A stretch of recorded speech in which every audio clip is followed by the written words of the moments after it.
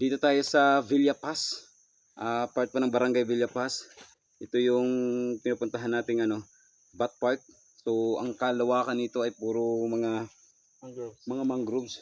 Tapos kanina pa tayo tinitira ng mga lamok. Buti na lang may dala tayong pangano ng lamok. Yes, Brody. Gusto mo? Pahid-pahid. Gusto mo kay Rad?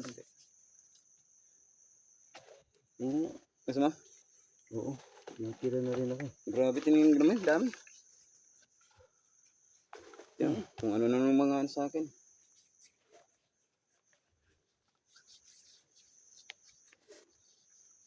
Dami dito sa mga malapit. So tagal pa natin magiging dito. Ito yung pumupunta sa mga na hindi prepared. Hindi alam mo. Hindi prepared eh.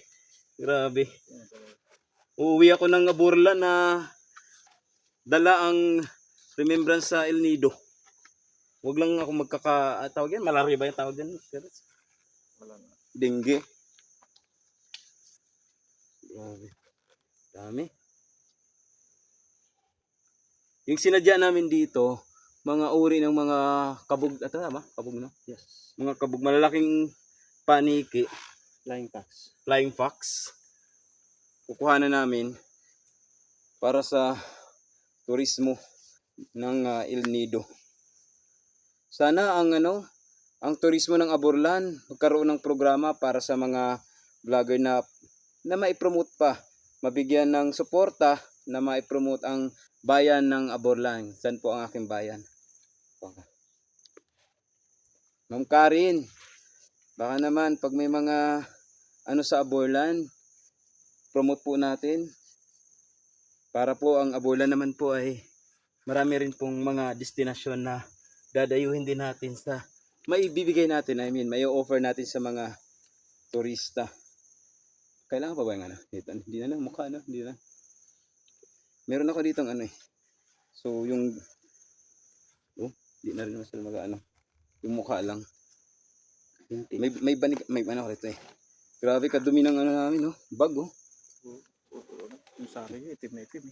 Hindi kasi sa mga sa mga pagta-travel natin.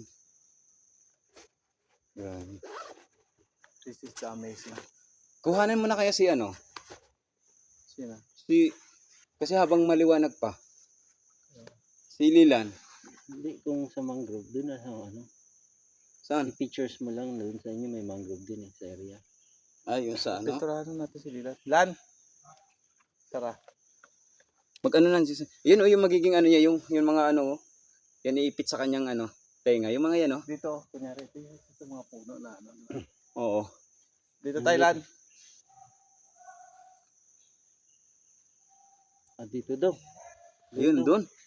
Doon tayo. Ayun, tara. Andun na? Lang.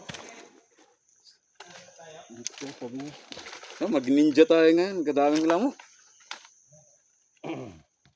Saka pag uwi natin, ang daming still na pimples mga Kapag magkatambay kasi tayo, doon tayo na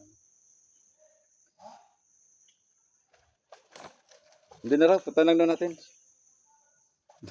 Ibang klase ako. Yan.